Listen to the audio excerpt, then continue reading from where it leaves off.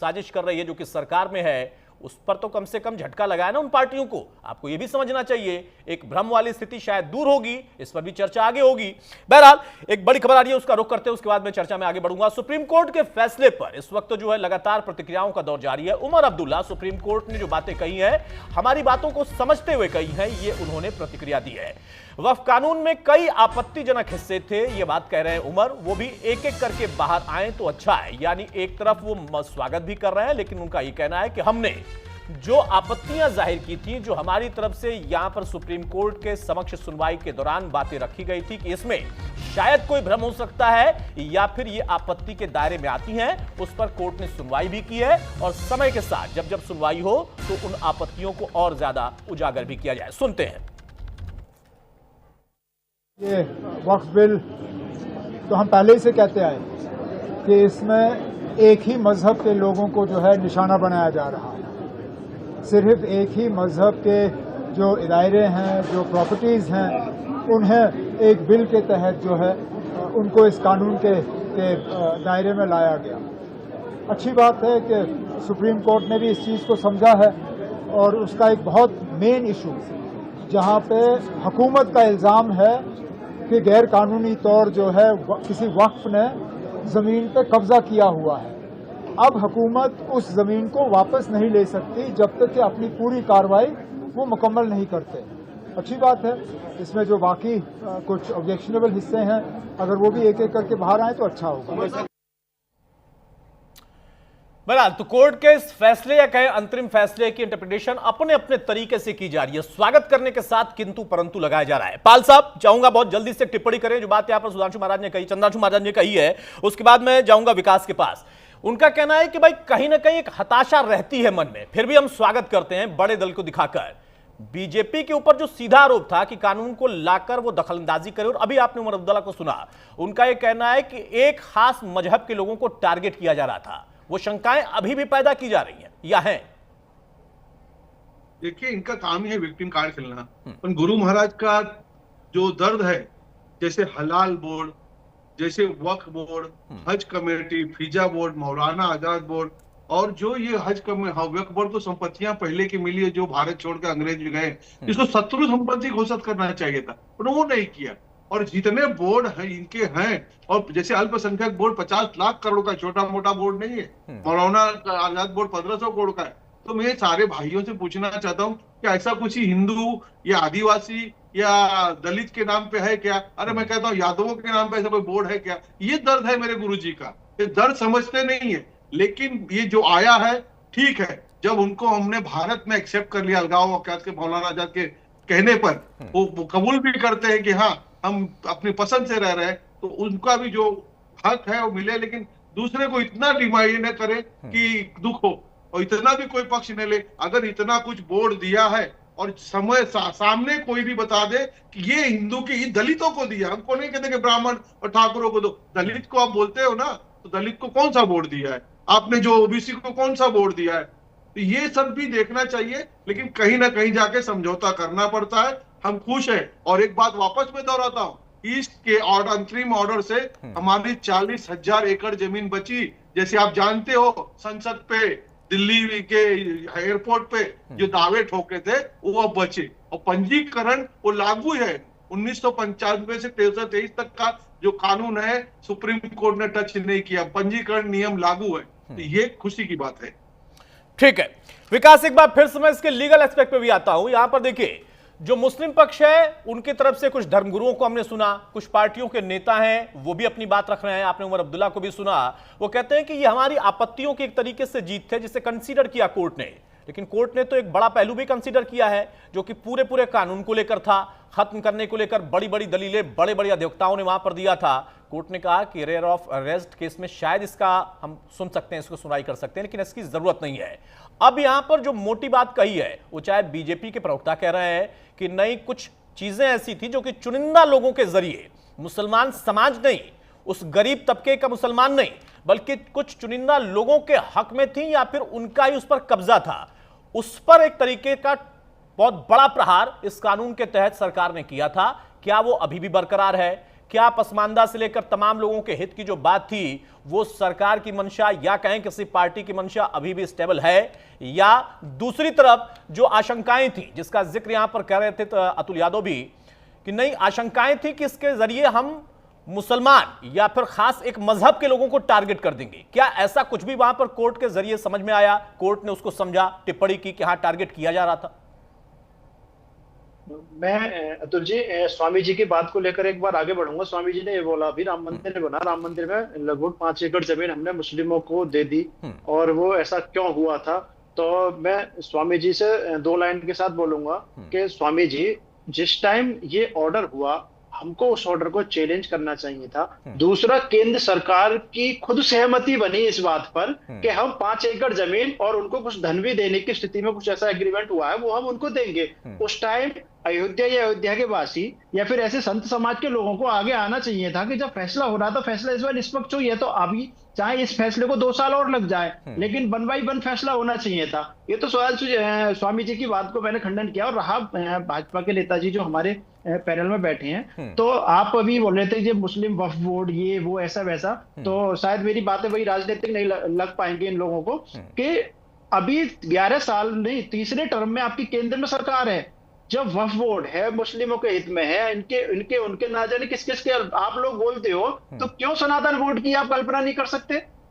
सनातन board के लिए पैरवी भी हो सकती है। यूसीसी कानून के लिए लंबी लंबी बातें होती थी, यूसीसी कानून कहां समाप्त हो? यूसीसी कानून आ जाए तो शायद मुझे लग रहा है ये सब चीजें भेदभाव वाली बात के हिंदू मुस्लिम सिख ईसाई ये सब चीजें समाप्त हो जाए। क्यों हम एनआरसी को लेकर नहीं आ रहे पूरे देश में? तो ये सब एक आज के टॉपिक से चीजें अलग हो गई। और आज जो फिर मैं रिपीट कर रहा हूँ, सुप्रीम कोर्ट ने कोई भी वक्फ कानून को खत्म करने के लिए नहीं बोला। सुप्रीम कोर्ट का सीधे सीधे वर्ड था कि जो गैर मुस्लिम रखने का था विषय था, उसमें 3 से ज्यादा गैर मुस्लिम ना हो, और जो वक्फ बोर्ड का जो सीईओ जो बनाना प्रयास ये किया जाए संभवतः, मतलब संभवतः को ये बाउंड नहीं किया कि नहीं होगा संभवतः मुस्लिम ही हो। और दूसरा, जब सीईओ हमको बनाना है, बोर्ड का अध्यक्ष हमें बनाना है, तो क्यों ना कोई प्रशासनिक अधिकारी आईएएस वगैरह होगा। तो आईएएस अगर कोई होगा तो वो ना किसी धर्म की बात करेगा ना किसी की करेगा। तो हम एक तरफ तो आज हम संविधान की बात करते हैं, मैंने ये देखा है कुछ राजनीतिक पार्टियां जब अगर उनके पक्ष में कुछ आता है तो संविधान की तारीफ होती है, और जब पक्ष में नहीं आता तो वही संविधान की दुहाई दी जाती है। तो देश संविधान से चलेगा, ना कि अन्य किसी चीज से। और अभी हमारे साथी प्रवक्ता समाजवादी पार्टी है, मैं इनको एक बात बता दूं, आपके ही शायद गठबंधन के थे, अमानतुल्लाह खान करके दिल्ली बोर्ड के चेयरमैन भी थे इस वक्फ बोर्ड के, और वहां विधायक भी थे। 2016 से 2021 की भर्ती जो वक्फ बोर्ड की हुई थी उसमें उल्लंघन किया। 30 से 35 लोगों की भर्तियां जो संख्या थी उसमें बहुत बड़ी गड़बड़ी हुई, जिसमें कि उनको गैर कानूनी तरीके से फंड को जुटाने का, मनी लॉन्ड्रिंग का, एंटी करप्शन ने, ईडी ने इन सब की जांच की और उनके खिलाफ जेल गए, और आज भी उनके खिलाफ जांच चल रही है और मामला पेंडिंग है। तो ऐसे बहुत सी वक्फ का मतलब, विकास भाई आप इस पैनल में बैठे हुए हैं, कुछ चीजें जो संवैधानिक होती हैं, संविधान से ऊपर आप भी नहीं है, मैं भी संविधान के दायरे में प्रैक्टिस करता हूं, आप भी संविधान के दायरे में प्रैक्टिस करते हैं। जो एक चीज गौर कीजिएगा, आपने कहा कि जो ये स्टे किया गया, स्टे किस बात पे किया गया? जब कोई अपनी बात लेके माननीय सुप्रीम कोर्ट पे गया, माननीय सुप्रीम कोर्ट को लगा कि कुछ चीजें सुनने लायक हैं, उनको सुना जाना चाहिए, उसी पे स्टे किया गया। आप किस प्रकार की बात कर रहे हैं? सुप्रीम कोर्ट ने कोई नई चीज स्टे कर दी क्या? बता दीजिए आप, यानी कि आप सुप्रीम कोर्ट के वकील हैं, मैं आपका स्वागत अभिनंदन करता हूं, लेकिन आप देखिए बता दीजिए। नहीं, आप सुनो, पहले सुनो है ना, मैं वही बता रहा हूँ, क्या स्टे हुआ है? पूरा कानून स्टे हो गया। अरे पूरे कानून की तो मेरे द्वारा बात ही नहीं करी गई, मेरे द्वारा ये बात की गई, अगर कोई माननीय न्यायालय में गया हुआ है तो माननीय न्यायालय के द्वारा कुछ बिंदुओं पर भी अगर स्टे किया गया तो उसका हम स्वागत करते हैं। अगर न्यायालय का जो अंतिम फैसला आएगा वो उस समय हम उस पर बात करेंगे। तो इसमें क्या है कि किसी भी पक्ष को जाने का, उसकी बात अपनी बात रखने अतुल भाई मुझे लगता है ना कि विकास ने ऐसा कुछ नहीं कहा। जब अंतिम फैसला आएगा ना तो भी आप स्वागत ही करेंगे। सुप्रीम कोर्ट के फैसले का अंतिम फैसले पर भी आप स्वागत ही करेंगे भाई, तब आप उसकी मुखालफत करेंगे तो हम देखेंगे। आपको अगर चैलेंज करना होगा आप चैलेंज करिएगा। मेरा सवाल यह है, विकास ने यही कहा कि ना तो बीजेपी को एज अ पार्टी, एक पॉलिटिकल दल, ना कि सरकार, ना तो बीजेपी को खुश होने की जरूरत है और ना समाजवादी पार्टी को खुश होने की जरूरत है। हाँ, जो मुस्लिम पक्षकारों की तरफ से बात रखी गई थी कि ये हमें आशंकाएं हैं, उस कुछ पॉइंट को सुना गया, लेकिन पार्टियां जो कि राजनीति करती हैं वो तो कह रही थी कि हम कानून को ही नहीं मानेंगे। विकास वही समझा रहे हैं कि उसको तो सीधे तरीके से जो सुनवाई के बाद कोर्ट ने कह दिया कि कानून न मानने का कोई मतलब नहीं है, कानून को आप मानिए, और मानते हुए ये आपत्तियां आपकी थी, ये पाबंदियां हम लगा रहे हैं। तो आप दोनों बातें एक साथ नहीं कह सकते। आप भी संविधान के आईन में ही प्रैक्टिस करते होंगे, वो भी संविधान के आईन में ही प्रैक्टिस करते हैं। गोल गोल घुमाने वाला काम राजनीति के लोग करते हैं। वही बात विकास समझा रहे थे, शायद आप नहीं समझ पाए, लेकिन एसटी हसन साहब ने फिर से समझाया है। एक बार फिर से सुनते हैं सुप्रीम कोर्ट के फैसले पर सपा नेता एसटी हसन क्या कह रहे हैं। गैर मुस्लिम इस्लामिक कानून को जानते नहीं, बड़ी बात उन्होंने कह दी कि जो गैर मुसलमान है वो जानते ही नहीं कि क्या है इस्लाम। वक्फ बोर्ड में सिर्फ मुस्लिम ही होने चाहिए, जबकि एक बार आप फिर से समझिए कि जो कोर्ट की तरफ से कहा गया है कि उसमें सभी मुस्लिम हो या ना हो, उसको उन्होंने ब्रैकेट में डाला है, लेकिन एसटी हसन फिर से इसे पॉलिटिकली लाइन पर ले जा रहे हैं। गैर मुस्लिम होने का औचित्य है या नहीं है, उसको लेकर भी उन्होंने सवाल खड़ा कर दिया। उन्होंने कहा गैर मुस्लिम इस्लामिक कानून के जो अंदर की चीजें हैं, जो बारीकियां हैं, क्या समझ पाएंगे? यही हम चर्चा कर रहे थे कि मुसलमानों को लेकर जो चर्चाएं थी या आशंकाएं थी, कोर्ट ने उसको सुना समझा। जरा एक बार सुनते हैं एसटी हसन क्या कह रहे हैं, उसके बाद आगे बढ़ेंगे। वक्फ के अंदर नॉन मुस्लिम को उन्होंने अलाउ कर दिया है। ना तो इस्लामिक कानून नॉन मुस्लिम जानते हैं और ना ही मुसलमान हिंदू पर्सनल लॉज को जानते हैं।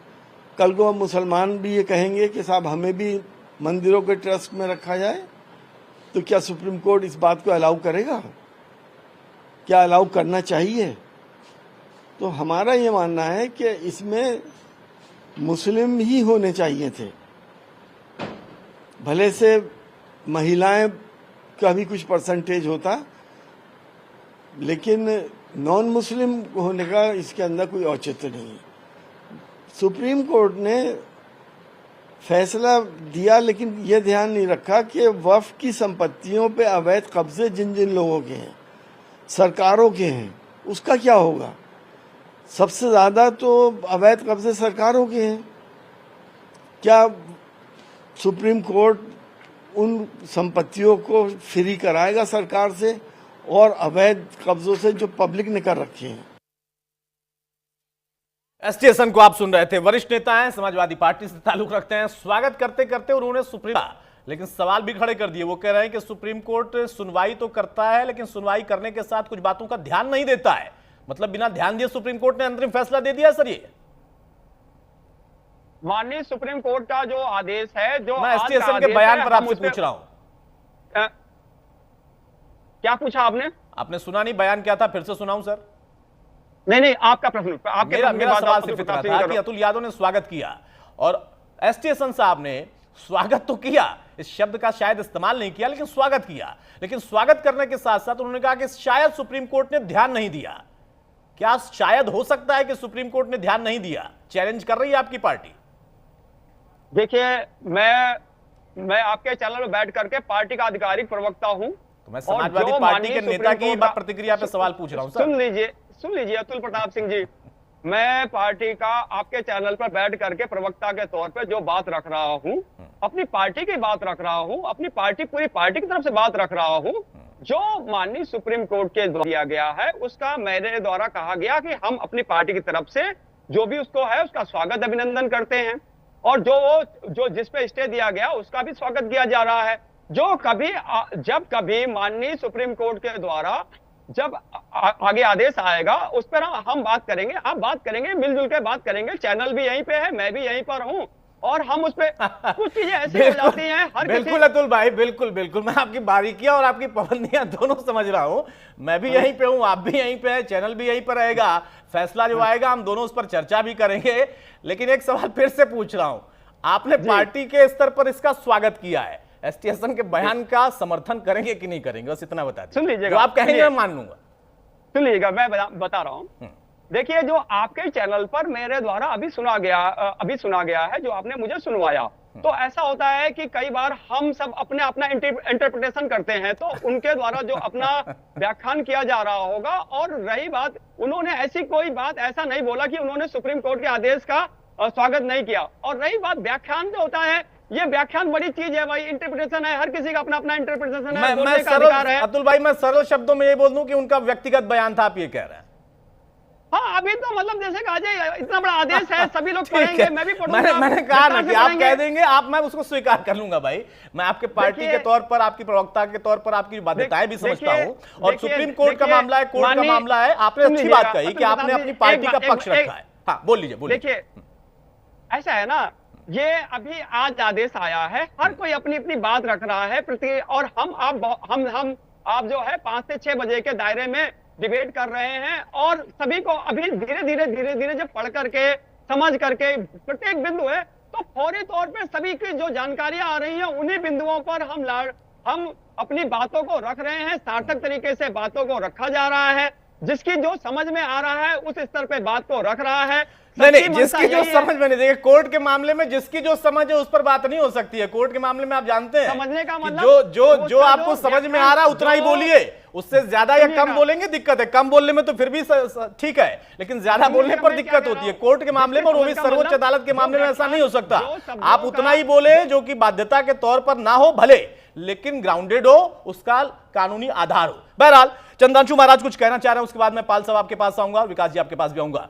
चंद्रांशु महाराज भाई, आपकी आपत्तियों को लेकर जो बात यहां पर विकास ने कही कि उस पानी को जो मौके बह गया, बहुत बह चुका है, उस पर आज अगर आपत्ति करेंगे तो मुझे लगता है कोई मतलब नहीं है। हाँ, अगर कहीं कोई चैलेंज करने की आपको आवश्यकता है, हिंदू पक्ष को आवश्यकता है, आपको लगता है कि बड़ा दल दिखाने के बाद भी शायद हिंदू पक्ष के साथ न्याय अन्याय जैसी कोई बात होती है, तो आपके पास भी अधिकार है, आप किसी भी मामले, इस मामले में नहीं, किसी भी मामले में जा सकते हैं। और जिस मुद्दे पर हम चर्चा कर रहे हैं वहां पर आपके लिए एक बात तो है कि कोर्ट ने कंसीडर किया कि पूरे कानून को लेकर आपत्ति करने की जरूरत नहीं है। इसको लेकर कोई भी दल, हिंदू पक्ष नहीं, कोई भी राजनीतिक दल, वो चाहे बीजेपी हो या कोई और पार्टी हो, अगर भ्रम फैला रही है या भ्रमित हो रही है, उसकी जरूरत नहीं है।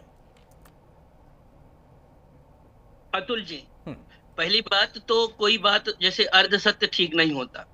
जैसे अभी विकास जी ने हमारे उत्तर को देते हुए कहा, मैंने ये कहा कि देश को आज तक ये नहीं पता चला कि 5 एकड़ जो जमीन दी गई वो किस कानून के तहत दी गई, तो उसका उत्तर ये था, अगर लीगल पेपर था कि इसलिए उनको 5 एकड़ जमीन दी गई, वो भाईचारा के तहत था।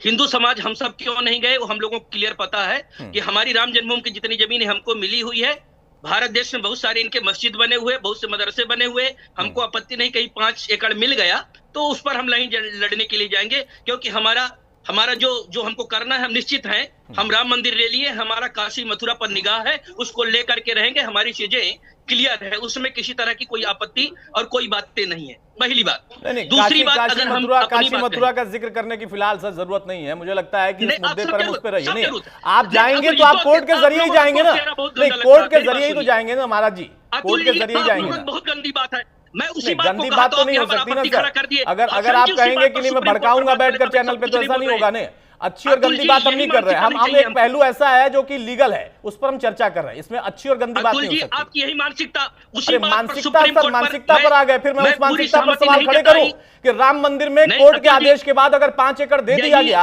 आज आप उस दर्द को लेकर बैठे हैं। भाई बड़ा दिल तो यही होता है ना कि आपने दे दिया, आपने इच्छा से दी, आपने सुनवाई के दौरान में ये रखा गया पक्ष कि हम 5 एकड़ देने को तैयार हैं, आज उस पर आपत्ति करने का क्या मतलब है सर? नहीं दिलवाइए काशी मथुरा हमको, फिर भाई काशी मथुरा में आप कोर्ट के जरिए लेंगे कि मैं दे दूंगा आपको, या आप दिला सकते हैं तो आप दिलवा दीजिए। सुप्रीम कोर्ट पर नहीं जताया। नहीं सुधांशु महाराज, एक मिनट चंद्रांशु महाराज, मेरा सवाल है कि क्या कोर्ट को के बिना आप काशी मथुरा में कुछ दिला सकते हैं या मैं दिलवा सकता हूं? है आपके पास अधिकार? है मेरे पास अधिकार? तो उस अनर्गल चर्चा को करने का कोई मतलब नहीं है। जो कोर्ट के जरिए हो सकता है वही होगा सर। संविधान और संविधान के आईन में ही जो बातें उस पर चर्चा करिए, ये हो गया और ये होगा, चाची को मूछें होंगी हम चाचा कहेंगे, ऐसा नहीं होता है सर। प्लीज, आपका जो अधिकार है आपके अधिकार के तहत आप करेंगे, मेरा जो अधिकार है उस पर मैं चर्चा करूंगा। मत बताइए आप दर्द, तो आप भी मत बताइए सर, प्लीज आप भी मत बताइए ना। जितना आपका अधिकार है उस अधिकार के दायरे में ही रह के बात करेंगे ना। अगर आप कहते हैं कि नहीं मथुरा में आपको कुछ दिलाने का अधिकार है तो मैं स्वागत करता हूं, जाकर दिला दीजिए सर, जमीन दिला दीजिए। अतुल जी नहीं है ना तो मत करिए ना सर उसकी चर्चा। मेरा सवाल सीधा है कि क्या आज के इस फैसले से किसी एक पक्ष को बहुत निराश होने या फिर हताश होने की जरूरत है, या वो पार्टियां जो कि कल तक भ्रमित हो रही थी या भ्रम फैला रही थी उनको खुश होने की बहुत जरूरत है? क्योंकि पूरे कानून को लेकर कोई सवाल नहीं है, कुछ पाबंदियों पर कुछ बातें रखी गई हैं, उन बातों को समझिए और समझाइए, बेहतर है विकल्प। अतुल जी मेरी बात सुनेंगे? बोलिए। न तो आप डिबेट से बाहर जा रहे हैं जिस व्यक्ति से बात कर रहे हैं, सन 2006 में राम मंदिर के लिए मैं जेल गया था। मैंने सवाल सन उठाया क्या? 2014 में मैं जेल गया था। मेरी बात सुनिए, थोड़ा सा हाथ रखिए, 1 मिनट का, 1 मिनट वक्त दीजिए। वही बात मैंने पूर्ण सहमति नहीं जताई सुप्रीम कोर्ट से, हमारे अंदर दर्द था, मैंने आपको कहा तो आपको आपत्ति हो गई, आपका दर्द बहुत से बिल्कुल लोगों को जायज है, आपत्ति हो गई। आप आपत्ति वही कर बात सकते थे। समाजवादी पार्टी के हसन जी ने कहा तो उस पर लीपापोती हो रही इस सामने। किसने यही लीपापोती माइंड इफेक्ट की? दोहरा मुझको नहीं चाहिए। मैं इसी का विरोध की बात कर रहा हूँ। किसने लीपापोती की सर? किसने लीपापोती की? मेरी बात सुनिए, हसन जी पर उनके प्रवक्ता, समाजवादी प्रवक्ता से बुलवाइए। उन्होंने क्या स्वागत किया क्या?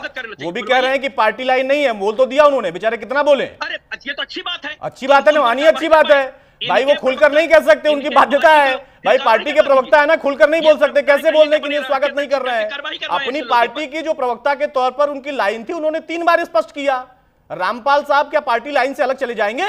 बीजेपी के प्रवक्ता हैं, वो भी वही बोलेंगे जो कि पार्टी की लाइन है। वो समाजवादी पार्टी के हैं, उन्होंने एसटी के बयान का ना समर्थन किया, ना ही उसका स्वागत करते हुए ये कहा कि नहीं, उन्होंने अपना व्यक्तिगत बयान जो है पार्टी के ऊपर थोप दिया। उन्होंने साफ तौर पर कहा कि वो उनका बयान हो सकता है। ऐसे ही मैं कह रहा हूं सर कि आप राम मंदिर के लिए अगर गए थे जेल, उस पर किसी को आपत्ति नहीं है, बल्कि मैं आपको फिर से कहता हूं कि उसको हमेशा याद रखेगा वो व्यक्ति जो कि राम मंदिर से या उस आंदोलन से जुड़ा था। आपका पूरी तरह से सम्मान है, लेकिन जब मामला कोर्ट का होता है, कानूनी पक्ष का होता है, तो वहां पर गोल गोल बातें नहीं होती, वहां पर सीधी बात होती है। पाल साहब फिर वही कह रहे हैं दिलवाइए, अगर मेरे पास अधिकार होता तो दिलवा देता, अगर आपके पास अधिकार है तो दिलवा दीजिए। नहीं, मैं आपका स्वागत करूंगा, चलिए आपके पास अधिकार है, दिलवा देंगे क्या? अगर आपके पास अधिकार हो तो आप दिलवा लीजिए, मैं चैलेंज कर रहा हूं आपको। मैं तो कह रहा हूं मेरे पास अधिकार नहीं है। अगर चंद्रांशु महाराज के पास अधिकार है तो दिलवा दीजिए भाई जाके। देखिए गोल गोल बातें नहीं होती हैं सर, अगर आपके पास अधिकार है तो आप दिलवा दीजिए। मैंने कहां रोका है? किसने कहां रोका है? उस पर भी चर्चा करेंगे कि आपके पास अधिकार था, आपने डंके की चोट पर दिलवा दिया। फिर वही राम मंदिर, अरे राम मंदिर बन गया है भाई, प्राण प्रतिष्ठा हो गई है, पूजा वहां पर चल रही है, 5 एकड़ जिसको मिलना था मिल गया है, आपत्ति करने का मौका आपने खो दिया है। बड़ा दिल दिखाने के बाद रोने की जरूरत नहीं होती है, ये बड़े दिल के लोगों का कर्तव्य भी होता है। आप पहले बड़ा दिल दिखाएंगे, बाद में रोएंगे, उससे फायदा नहीं है। बहरहाल पाल साहब छोटा सा कमेंट, उसके बाद में जाऊंगा विकास के पास। पाल साहब बहुत जल्दी से एक छोटा कमेंट, इस पूरे प्रकरण में अब सरकार का अगला कदम क्या होगा? चूंकि आप पार्टी के प्रवक्ता हैं, लेकिन अगला कदम क्या देखते हैं? क्या यहां पर कुछ हताशा है? छोटी सी बात ही रखना चाहूंगा सर कि अतुल जी से पूछना चाहूंगा कि ये हलाल किस सदन से पास हुआ है, 35A किस सदन से पास हुआ था?